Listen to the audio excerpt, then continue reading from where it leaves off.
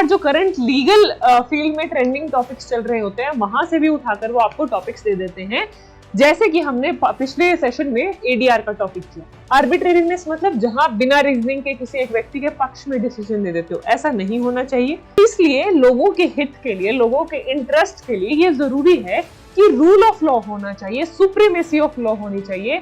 Supremacy of law का मतलब है, सो मैग्ना कार्टा को हम पहला ऐसा डॉक्यूमेंट कहते हैं जहां से फंडामेंटल राइट्स का या बेसिक ह्यूमन राइट्स का एवोल्यूशन हुआ था। Hello my lovely students, a very warm welcome to today's session. I hope all of you are doing absolutely fine and ready to begin with this session, जहां हम अब बात करने वाले हैं आपके दो पैसेजेस की which will be based on the current legal events from the month of April to जून।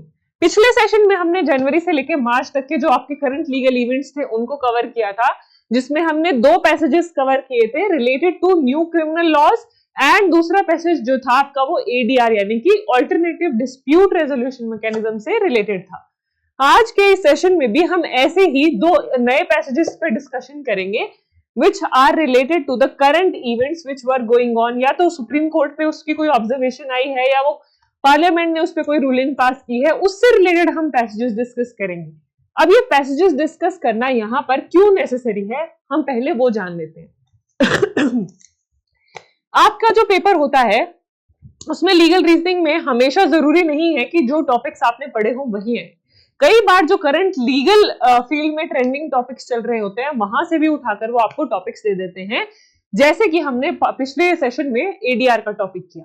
वैसे ही सिमिलर बेसिस पर हम आज दो नए टॉपिक कवर करेंगे in the form of passages, जिससे कि आपकी जो अंडरस्टैंडिंग है वो और ब्रॉड और वाइडर हो सके।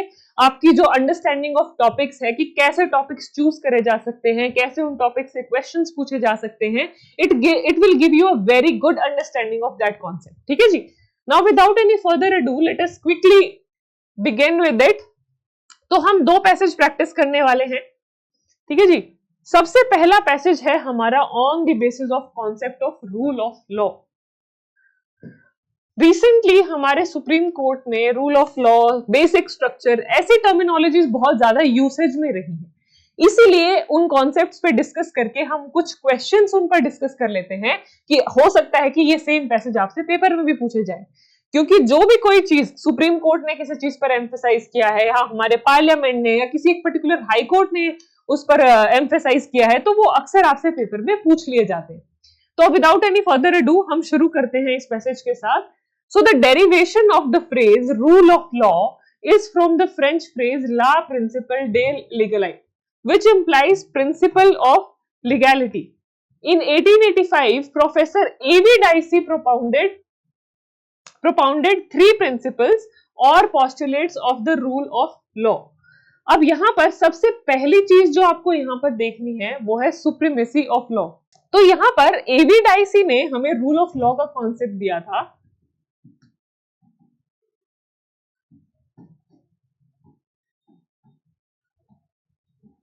ठीक है जी। रूल ऑफ लॉ में सबसे पहला प्रिंसिपल उन्होंने हमें दिया सुप्रीमेसी ऑफ लॉ, कि law is supreme, law is above everything, law is above everyone. चाहे वो हमारे देश के प्रधानमंत्री हैं, प्रेसिडेंट हैं, चाहे कोई नॉर्मल वर्कर है, हमारे देश का everyone is presumed to be below the law, under the law. Law से ऊपर कोई भी व्यक्ति नहीं है।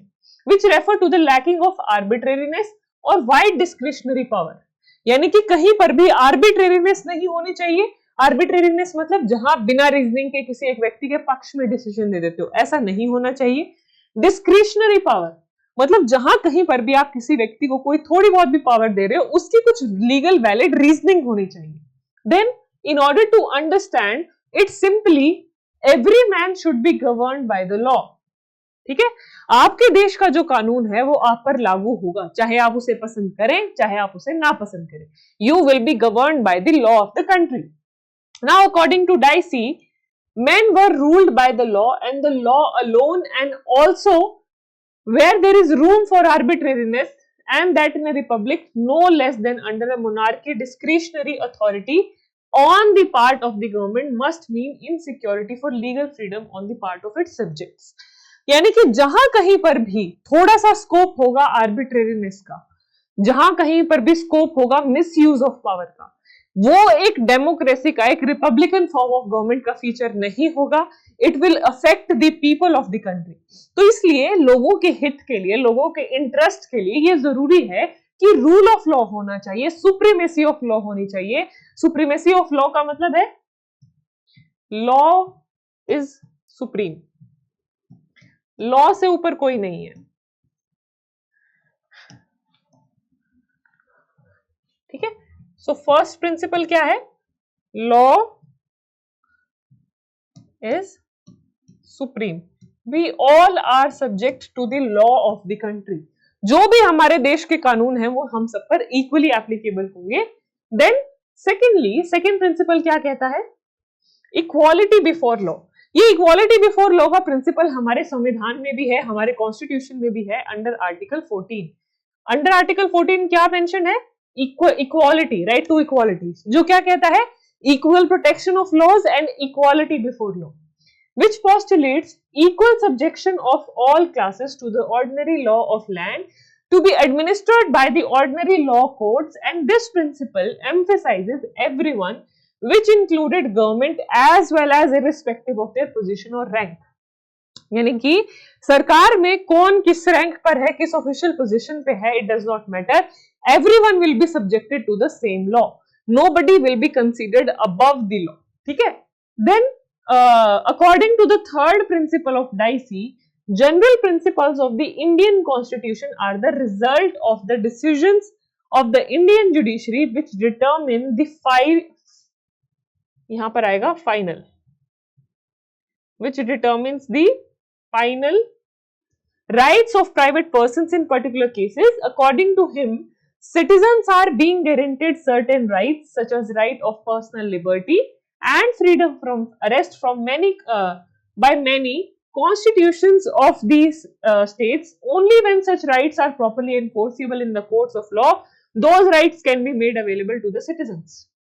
यानी कि सिर्फ और सिर्फ when such rights are properly enforceable in the courts, यानी कि जितने भी हमें हमारे कॉन्स्टिट्यूशन के द्वारा फंडामेंटल राइट्स गारंटी किए गए हैं, उन सब के प्रोटेक्शन के लिए हम कहां जा सकते हैं? हमारे कोर्ट्स के पास। So who is the ultimate protector और the guardian of our fundamental rights? It is our courts. Courts does not have the only responsibility of resolving the disputes, but courts की डिस्प्यूट रिजॉल्व करने के साथ साथ ये भी responsibility है कि अगर कहीं पर भी किसी भी व्यक्ति का कोई राइट का इंफ्रिंजमेंट हुआ है, कहीं पर भी कोई राइट का वायलेशन हुआ है, उसको एड्रेस किया जाए और उसको एक प्रॉपर रेमेडी भी प्रोवाइड की जाए। ठीक है जी। अब इसके बाद नेक्स्ट आगे क्या कहता है? There is a direct connection between article 14 and rule of law. क्यों कनेक्शन है रूल ऑफ लॉ और आर्टिकल 14 में? क्योंकि आर्टिकल 14 हमें कहता है इक्वालिटी बिफोर लॉ और equal protection of laws. Rule of law भी क्या कहता है? इक्वल प्रोटेक्शन ऑफ लॉज और इक्वल एप्लीकेशन ऑफ लॉज। सब पर जितने भी हमारे कानून है, सब पर एक समान, एक तरीके से लागू होंगे। According to article 14, it states shall not deny to any person equality before the law or equal protection of laws within the territory of India। हमारे देश के अंदर हमारी जो गवर्नमेंट है किसी भी व्यक्ति को equal protection of laws deny नहीं करेगी या किसी भी तरीके की कोई डिस्क्रिमिनेशन नहीं होगी in terms of application of laws. Now equality before law basically means that all persons should be treated equally no matter whether they are poor और रिच। कोई पुअर है, कोई रिच है, does not make a difference, equally applicable होंगे आप पर सारे कानून। मेल है, फीमेल है, उससे भी कोई फर्क नहीं पड़ता। अपर कास्ट है, लोअर कास्ट है, does not make a difference, laws will be equally applicable on you. The state can not provide any special privilege to anyone. ठीक है, तो स्टेट किसी को भी कोई स्पेशल प्रिविलेज प्रोवाइड नहीं कर सकता। ठीक है, it is also known as legal equality. On the other hand, the rule of law expresses the guarantee of equality before the law. It means that no man is above law. कोई भी व्यक्ति कानून से ऊपर नहीं है। बार बार एक ही चीज पर एम्फसाइज कर रहे हैं। All are equal in eyes of law. The concept of rule of law come from the Magna Carta. ठीक है, सो मैग्ना कार्टा को हम पहला ऐसा डॉक्यूमेंट कहते हैं जहां से फंडामेंटल राइट्स का या बेसिक ह्यूमन राइट्स का एवोल्यूशन हुआ था। तो मैग्ना कार्टा में भी इक्वालिटी की बात की गई थी कि सभी लोगों को irrespective of their whether they are male or female, to what caste they belong, whether they are rich or poor, सब पर equal application होनी चाहिए laws की, और सबके human rights भी एक जैसे होने चाहिए. So it means that law is equal for all in same line because state have no religion.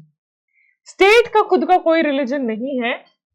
For the state, all are equal, all belong to the same line.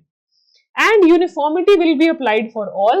Every organ of the state under the Constitution of India is regulated and controlled by the rule of law.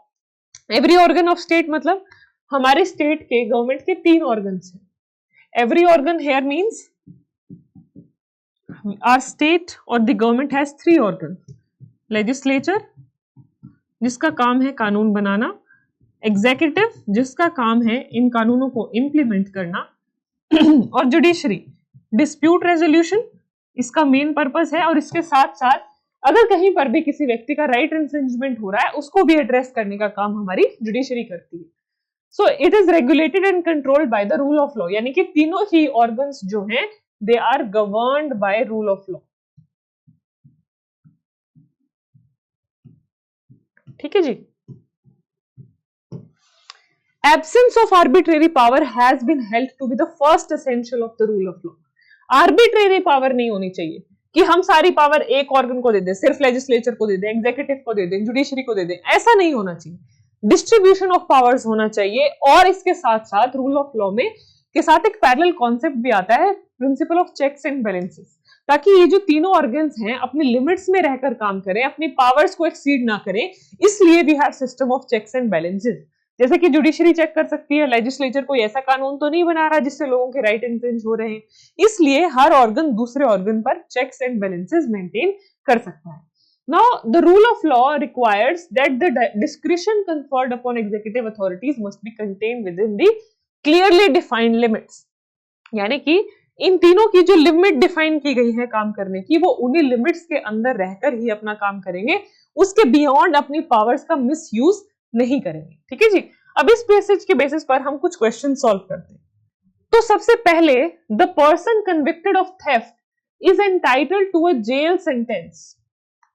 ठीक है, varying from 3 to 15 years, कि जिसने theft commit की है उसको 3 साल से 15 साल तक की सजा हो सकती है, considering the facts and circumstances. हो सकता है वो फर्स्ट टाइम ऑफेंडर हो तो उसको कम सजा मिलेगी, हो सकता है वो जुवेनाइल हो इसलिए उसको कम सजा मिलेगी, हो सकता है कि उसका पार्टिसिपेशन बहुत ही मिनिमल रहा हो, उसका एज देख के, उसका फैमिली बैकग्राउंड देख के, बहुत सारे सर्कमस्टांसेस को देखकर हम एक व्यक्ति को पनिशमेंट देते हैं. ठीक है.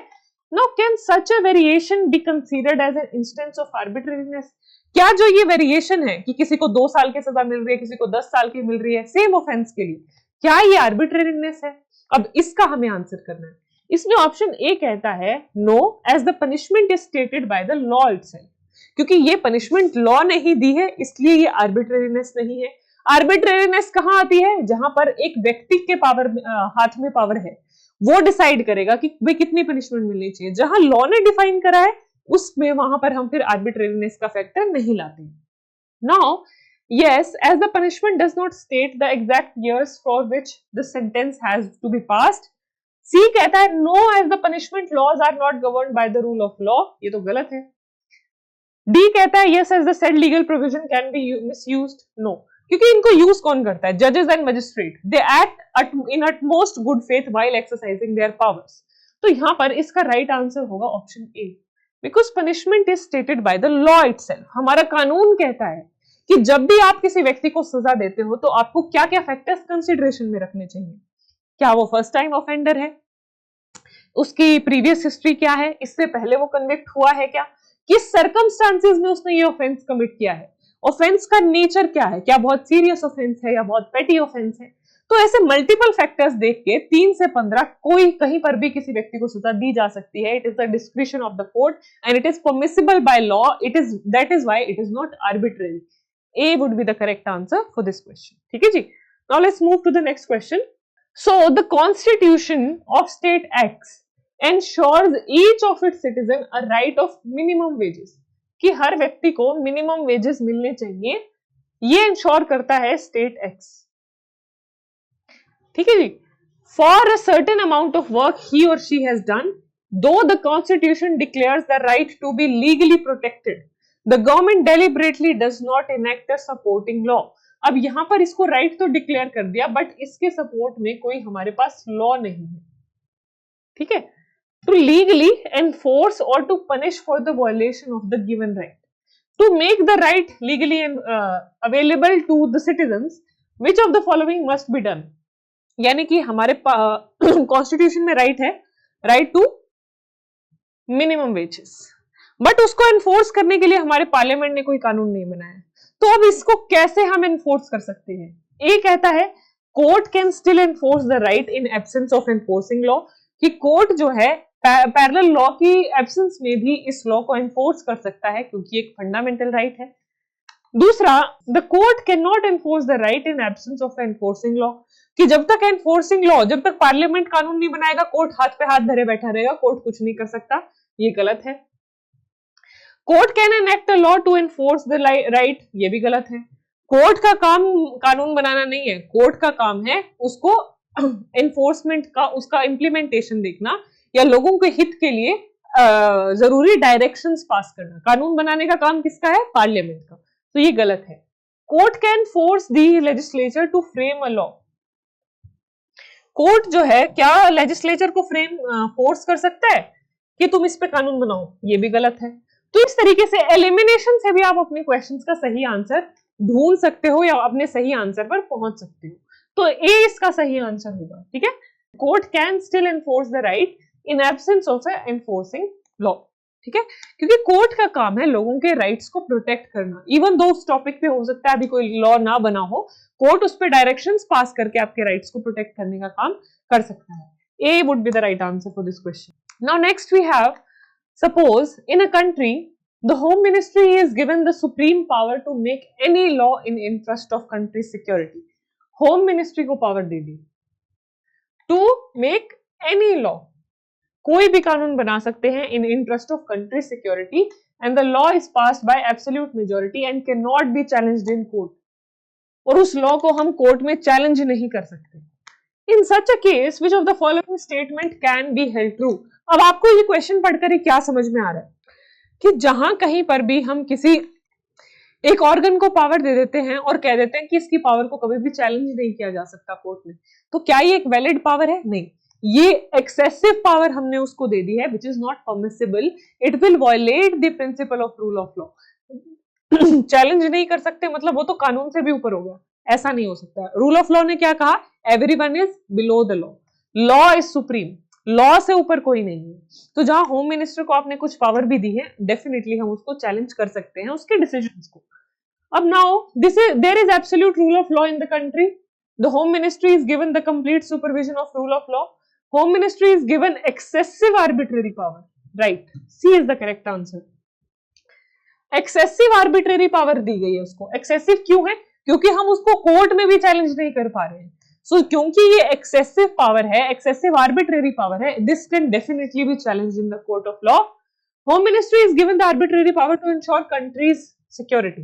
भाई आर्बिट्रेरी पावर किसी भी तरीके से दी गई हो, it is in violation of rule of law, तो सी इसका राइट आंसर है। जहां कहीं पर भी आर्बिट्रेरी पावर दी गई है, एक्सेसिव पावर दी गई है, it will be considered to be in violation of rule of law, ठीक है। it is in violation of rule of law। तो ऐसी आर्बिट्रेरी पावर जो है हम ग्रांट नहीं कर सकते होम मिनिस्ट्री को। अगर हम कोई पावर दे भी रहे हैं तो एटलीस्ट हम ये पावर नहीं लगा सकते या ये प्रोविजन उस पर ऐड नहीं कर सकते कि हम इसके एक्शंस को चैलेंज भी नहीं कर पाएंगे। दैट इज आर्बिट्रेरी एक्शन, ठीक है। और आर्बिट्रेरी एक्शन को हम चैलेंज कर सकते हैं कैसे? By the provision of rule of law. Now based on the information given in the passage, consider the following statements and choose the correct statement। इनमें से correct statement आपको choose करनी है। First है reservation for certain weaker section is in violation of Article 14। B कहता है reservation for certain weaker section is in violation of rule of law। Judiciary is the most important machinery to ensure the rule of law। D कहता है to ensure the rule of law, the judiciary must enact law in accordance to the constitutional principles। Now what will be the right answer according to all of you? Here हम one by one देखते हैं। Reservation for certain weaker section is in violation of rule of law, ये तो incorrect है।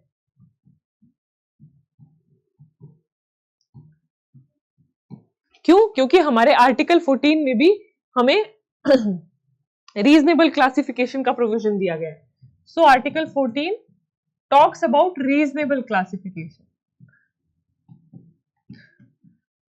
यानी कि हम reservation का जो बेनिफिट प्रोवाइड करते हैं वो रीजनेबल क्लासिफिकेशन में अगर आता है, यानी कि किसी एक पर्टिकुलर कास्ट की, कम्युनिटी की, ग्रुप ऑफ पीपल की बेनिफिट के लिए, उनके अपलिफ्टमेंट के लिए अगर आपने कानून बनाया है, उनके अपलिफ्टमेंट के लिए अगर आपने रिजर्वेशन का प्रोविजन बनाया है, तो वो परफेक्टली वैलिड है, वो आर्टिकल 14 की वायलेशन में नहीं माना जाएगा। ठीक है, reservation for certain weaker section is in violation of rule of law, this is also incorrect.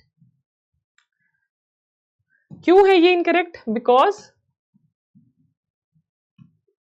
Such action is not arbitrary, ये एक आर्बिट्रेरी एक्शन नहीं है, ये पब्लिक इंटरेस्ट में है। This action has been taken action in public interest, इसलिए ये rule of law की वायलेशन में नहीं है। ठीक है जी। अगला है judiciary is most important machinery to ensure the rule of law, this is correct. कि अगर कोई भी तीनों ऑर्गन्स में से जुडिशरी को ही हमने क्यों ये पावर दी है, दैट मोस्ट इंपॉर्टेंट मशीनरी, कि अगर लेजिस्लेचर अपनी पावर को एक्सीड करता है, अगर एग्जीक्यूटिव अपनी पावर को एक्सीड करता है, लोगों के राइट्स को इन्फ्रिंज करता है किसी भी तरीके से, तो वहां पर judiciary can step in and it can check the actions done by the legislature as well as the executive. So C is the correct statement for this question. इसका सही आंसर क्या है? सी है। Now to ensure the rule of law judiciary must enact law, judiciary का काम कानून बनाने का नहीं है, कानून बनाने का काम किसका है? लेजिस्लेचर का है, इसलिए D is not the right answer. ठीक है, जुडिशरी सिर्फ डायरेक्शंस दे सकती है कि आप ऐसे कर लो, ऐसे कानून बना लो। जुडिशरी कभी भी कानून बनाकर आप या पार्लियामेंट को फोर्स नहीं कर सकती कि तुम इन टॉपिक्स पे कानून बनाओ। नाउ अगला क्वेश्चन है, which of the following is not essential, इनमें से कौन सा एसेंशियल नहीं है to observe rule of law in a country? एक देश में रूल ऑफ लॉ ऑब्जर्व करने के लिए क्या जरूरी नहीं है? ए कहता है express provision of constitution to ensure rule of law, a strong and independent judiciary, a check and balance of power given to executive, absence of powers and privileges to government officials in their personal capacity. एक तो सबसे पहले ये essential है, strong and independent judiciary तो बहुत जरूरी है रूल ऑफ लॉ के लिए, बैलेंस बनाए रखने के लिए इंडिपेंडेंट जुडिशरी होना बहुत जरूरी है, ताकि अगर दोनों में जो हमारा लेजिस्लेचर है या हमारा एग्जीक्यूटिव है, अगर वो अपनी पावर्स का गलत इस्तेमाल करते हैं, अपनी पावर्स का मिसयूज करते हैं, तो वहां पर जो जुडिशरी है उनके एक्शंस को चेक कर सकती है। चेक एंड बैलेंस भी होना बहुत जरूरी है, तो दिस इज आल्सो एसेंशियल। अगला है absence of powers and privileges to government official in their personal capacity, ये भी एसेंशियल है कि जो गवर्नमेंट ऑफिशियल है उनकी पर्सनल कैपेसिटी में उनको एक्सेसिव पावर्स नहीं देनी चाहिए, क्योंकि अगर उनको ही हम सारी आर्बिट्रेरी पावर्स दे देंगे तो उससे रूल ऑफ लॉ ऑटोमेटिकली खत्म हो जाएगा। तो ये बचा कौन सा? ये, दिस इज नॉट एसेंशियल। क्योंकि रूल ऑफ लॉ एक प्रिंसिपल है, उसको इम्बाइब करना है आपको, उसके लिए एक स्पेशल कॉन्स्टिट्यूशनल प्रोविजन बनाने की जरूरत नहीं है। ठीक है जी, A would be the correct answer for this question. अब हम आगे चलते हैं अगले पैसेज पर। अब अगला पैसेज है हमारा बेसिक स्ट्रक्चर पर। रिसेंटली हमारे जो करंट चीफ जस्टिस हैं उनके भी कई कमेंट्स आए हैं हमारे इस बेसिक स्ट्रक्चर के प्रिंसिपल पर। इसके अलावा टाइम टू टाइम इस पर काफी बहस भी चलती रहती है कि बेसिक स्ट्रक्चर एग्जिस्ट भी करना चाहिए या नहीं एग्जिस्ट करना चाहिए, या क्या इसके फायदे हैं, क्या इसके नुकसान हैं। तो इसीलिए बेसिक स्ट्रक्चर के कॉन्सेप्ट को समझना, अंडरस्टैंड करना जरूरी है कि बेसिक स्ट्रक्चर होता क्या है, क्या क्या चीजें बेसिक स्ट्रक्चर में कवर्ड है। तो इसी बेसिस पर आज हम ये पैसेज करेंगे और इसी के बेसिस पर कुछ क्वेश्चंस भी सॉल्व करेंगे। ठीक है जी, चलो। So supreme court recognised basic structure concept for the first time in historic Kesavananda Bharati case. तो फर्स्ट टाइम कब हमारे देश में बेसिक स्ट्रक्चर के कॉन्सेप्ट को रिकॉग्नाइज किया गया था? It was recognised by the supreme court in Kesavananda Bharati case. ठीक है, ever since supreme court has been the interpreter of the constitution. तो जहां कहीं पर भी सुप्रीम कोर्ट जहां कहीं पर भी कॉन्स्टिट्यूशन के किसी आर्टिकल को समझने में हमें कोई कंफ्यूजन अराइज होती है या कॉन्स्टिट्यूशन की प्रोविजंस को इंटरप्रेट करने में कहीं दिक्कत अराइज होती है, तो वहां पर हमारा कौन पिक्चर में आता है? हमारा supreme court is the ultimate interpreter of the constitution and the arbiter of all amendments made by the parliament. कि हमारे जो पार्लियामेंट ने हमारे कॉन्स्टिट्यूशन में बदलाव किए उसे हम क्या कहते हैं? अमेंडमेंट। अमेंडमेंट क्या होती है? जो कॉन्स्टिट्यूशन में बदलाव करने का प्रोसेस है उसे हम अमेंडमेंट कहते हैं। तो जो हमारा जो ये सुप्रीम कोर्ट है, इसको ये भी पावर दी गई है कि ये चेक करना कि पार्लियामेंट जो है इस पावर को एक्सरसाइज करते हुए, यानी कि कॉन्स्टिट्यूशन को अमेंड करते हुए एक तरीके तक, एक लेवल तक ही उसको अमेंड कर सकती है। ये नहीं कि पूरा उसका रूपरेखा ही बदल दे कि हमारा देश आज डेमोक्रेटिक है उसको मोनार्की बना दे, ऐसा नहीं कर सकते। ठीक है। Now in this case validity of 25th amendment, जो हमारे संविधान की 25th अमेंडमेंट थी उसको चैलेंज किया गया था along with 24th amendment and 29th। तीन अमेंडमेंट चैलेंज हुई थी, 25th, 24th, 29th।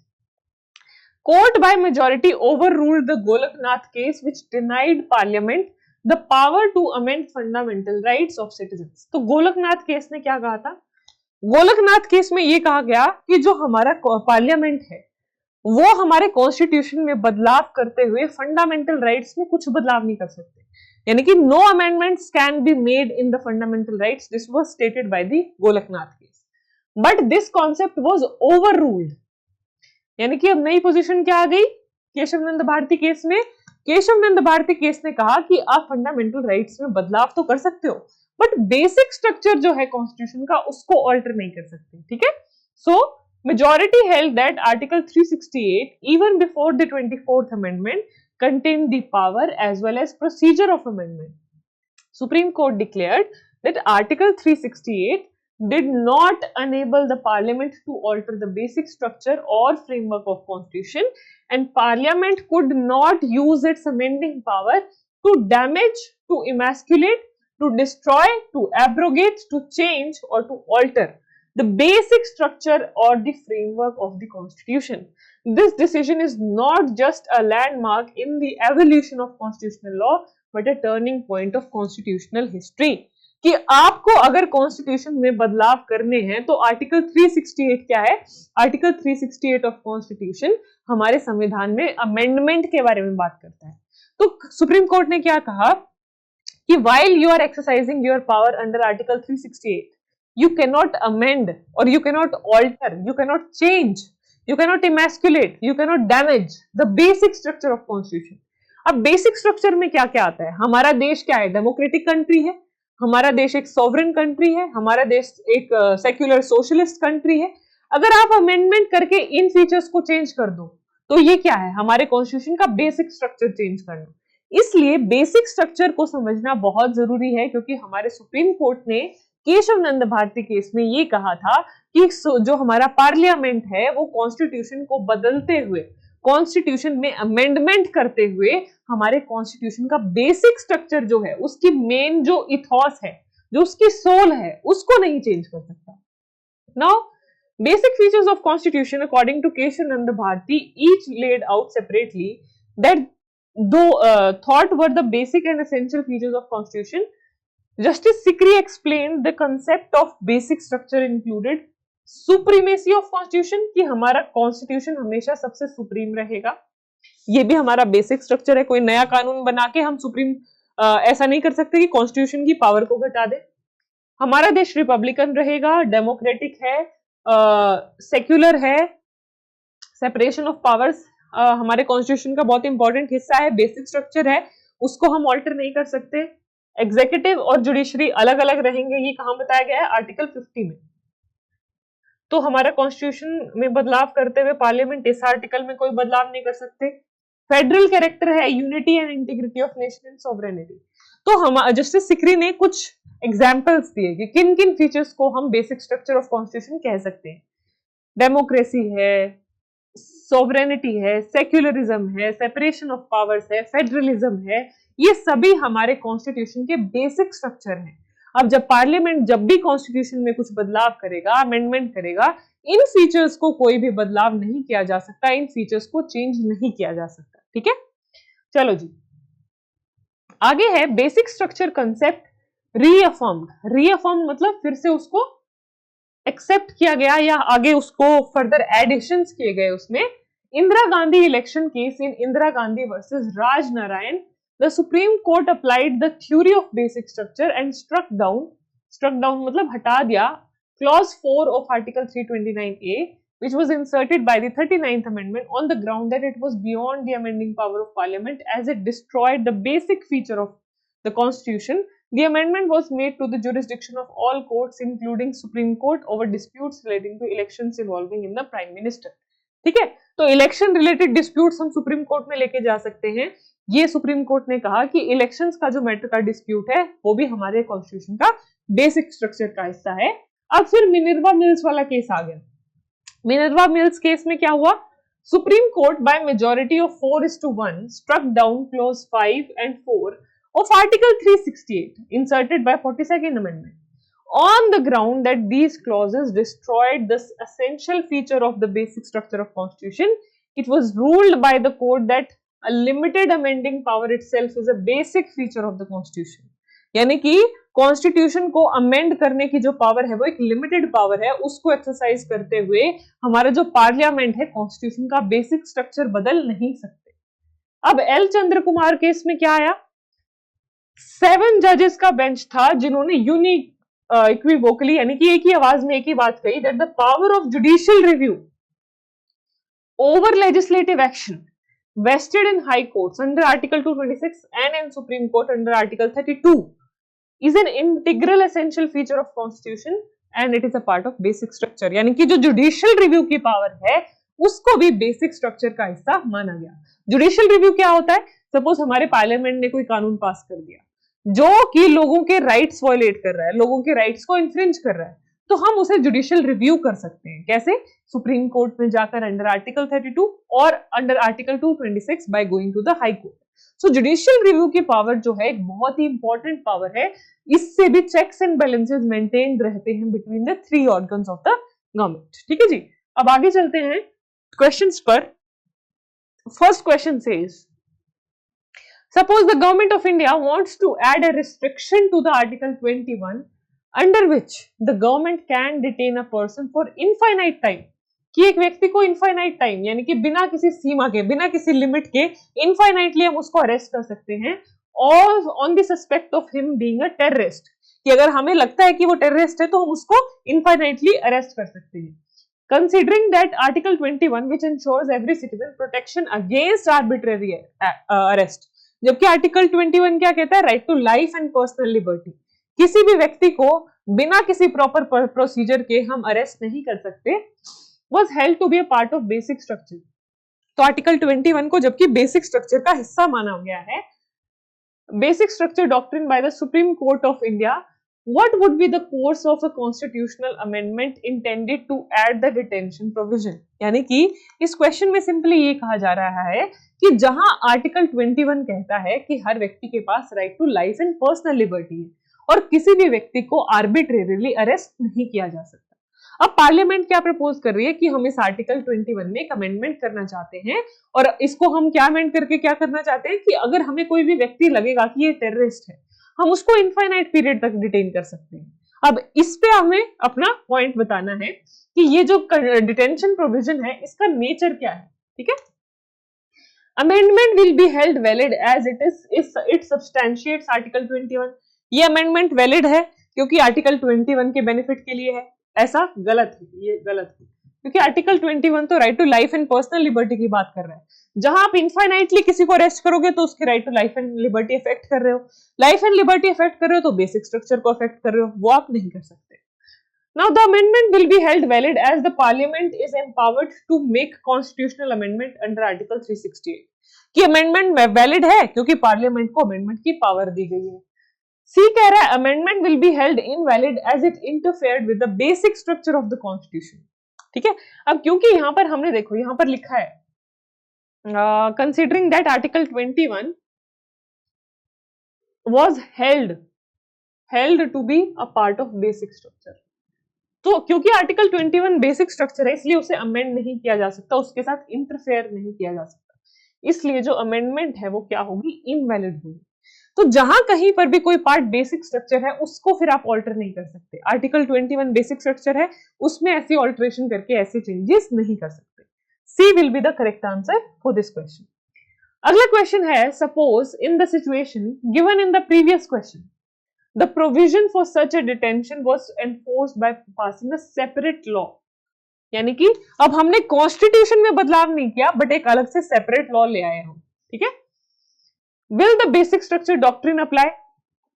अब भाई बेसिक स्ट्रक्चर डॉक्ट्रिन जो है it applies only on constitutional amendments,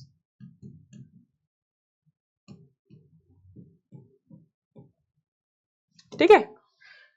सो इसका राइट आंसर ए ही होगा, as the doctrine is applicable only on constitutional amendments, ठीक है। तो जहां पार्लियामेंट ने अलग से सेपरेट लॉ बना दिया, कोई नया कानून ले आए, कॉन्स्टिट्यूशन में कुछ बदलाव नहीं किया, तो वो लॉ जो है बेसिक स्ट्रक्चर के अकॉर्डिंगली चैलेंज नहीं होगा। इवन दो अगर ये जो लॉ है आपको लगता है कि अगर ये आपके राइट को वायलेट कर रहा है तो आप इसको जुडिशियली रिव्यू करा सकते हो, ठीक है, बट उसको बेसिक स्ट्रक्चर की वायलेशन में चैलेंज नहीं कर सकते, ठीक है। A will be the right answer for this question. Now, the Supreme Court held preamble of India to be a part of the basic structure. जो हमारा preamble है, वो भी part of basic structure है, ठीक है। However, government passes a law under which the word welfare was added to the preamble. Welfare word को add किया गया. Can such an amendment be made valid? अब हमने कहा था कि हम जो है basic structure को डैमेज नहीं कर सकते, बट जहां आप कह रहे हो कि प्रियम्बल जो है आपके बेसिक स्ट्रक्चर का हिस्सा है और आप उसमें एक वर्ड ऐड करना चाह रहे हो वेलफेयर, वेलफेयर तो एक अच्छी चीज है, पब्लिक वेलफेयर के लिए आप कोई चीज काम कर रहे हो, तो जहां आपका एडिशन जो है एक अच्छे पर्पस के लिए है, जो आप ऑल्ट्रेशन कर रहे हो उसमें चेंज कर रहे हो, वो एक अच्छे पर्पस को अचीव करने के लिए है। जैसे पहले भी हमारे प्रियम्बल में बदलाव करके दो वर्ड ऐड किए गए थे, सेक्युलर एंड सोशलिस्ट, वो भी अलाउड थी, that was also a good amendment. तो दैट इज व्हाई जहां पर हम ऐसे टर्मिनोलॉजीज ऐड कर रहे हैं वो अमेंडमेंट परफेक्टली वैलिड होगा। नाउ अब हम ऑप्शंस देखते हैं। No as the things covered under basic structure of constitution can not be amended. Yes as the essence of preamble was not altered. इसका राइट आंसर आएगा बी, क्योंकि इससे जो प्रियम्बल की एसेंस है, प्रियम्बल का पर्पस है, प्रियम्बल का इथॉस है, प्रियम्बल का जो ऑब्जेक्ट है उसमें कोई बदलाव नहीं आएगा, इसलिए ये अमेंडमेंट जो है एक वैलिड अमेंडमेंट है। सी ऑप्शन क्या कहता है, as the government can amend, ये तो गलत है। गवर्नमेंट को अमेंडमेंट की पावर दे दी तो जरूरी नहीं है कि वो कुछ भी ऐड कर सकते हैं, ठीक है। Yes as the government can not amend the constitution under article 368। So इनमें से रूल आउट करें हम तो सबसे बेस्ट ऑप्शन हमारा है ऑप्शन बी, ठीक है, B would be the correct answer. अब अगला क्वेश्चन है, which of the following makes up the basic structure? इनमें से कौन सा बेसिक स्ट्रक्चर का हिस्सा है? Written set of rules in the constitution, जो कॉन्स्टिट्यूशन में रूल्स लिखे गए हैं वो बेसिक स्ट्रक्चर का हिस्सा है, बिल्कुल सही। कॉन्स्टिट्यूशनल फिलॉसफी जैसे जो हमारे प्रियम्बल में है वो भी हमारे बेसिक स्ट्रक्चर का हिस्सा है, ये भी सही है। Words used in the constitution, ये तो प्रियम्बल, ये तो हमारा बेसिक स्ट्रक्चर का हिस्सा नहीं हो सकता। Not every word used in constitution is a part of basic structure, ठीक है। कुछ रूल्स जो लिखे गए हैं, कुछ उसका जो बेसिक इथॉस है, सिर्फ वही हमारे बेसिक स्ट्रक्चर का हिस्सा बनते हैं। तो 1 and 2 C would be the right answer for this question, ठीक है। Not every word is a part of basic structure, कुछ रूल्स जो है, सेट ऑफ रूल्स, वो बेसिक स्ट्रक्चर का हिस्सा है। कॉन्स्टिट्यूशन की जो फिलॉसफी प्रियम्बल में दी गई है वो भी बेसिक स्ट्रक्चर का हिस्सा है, ठीक है जी। अब आगे है, basic structure doctrine can be called an essential constitutional provision, a judicial innovation, and constitutionally guaranteed right of Indian citizens, a legally enforceable provision. What would be the best answer? It is a judicial innovation. Why it is a judicial innovation? Because it was set up in the case of Keshav Nand Bharti case. क्योंकि इस concept का जो evolution है वो केशव नंद Bharati case में हुआ।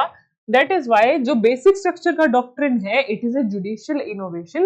It was developed or it was enunciated, incorporated in the case of Keshav Nand Bharti versus State of Kerala. ठीक है जी।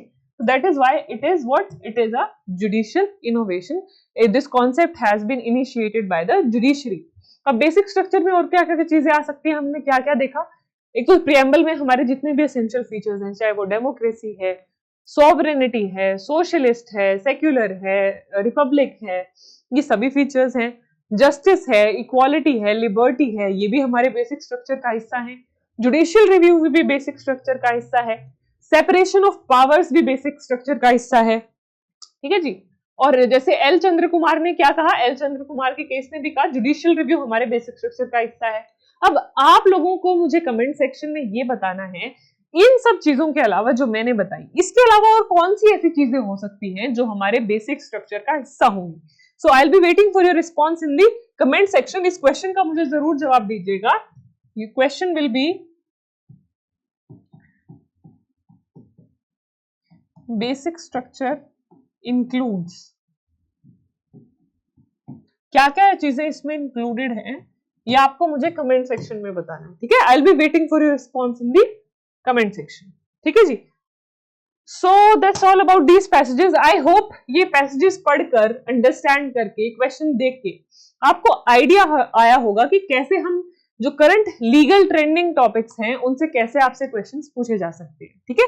ऐसे ही सिमिलर एक और क्लास में हम डिस्कस करेंगे आपके जो बाकी के करंट इवेंट्स बाकी के मंथ्स के रह गए, मे बी फ्रॉम अभी हमने कौन कौन से मंथ्स के कवर कर लिए हैं, अप्रैल, मई, जून, जुलाई तक शायद, तो अगस्त ऑनवर्ड्स अभी हम जो आपकी नेक्स्ट क्लास होगी उसमें कवर करेंगे। अगर किसी भी बच्चे को आज की क्लास से रिलेटेड कोई भी डाउट रहा हो, कोई भी कंसर्न रहा हो, तो आप कमेंट सेक्शन में अपने डाउट्स पूछ सकते हैं, ठीक है जी। So that's all about today's session. Thank you everyone. I hope all of you thoroughly enjoyed today's class.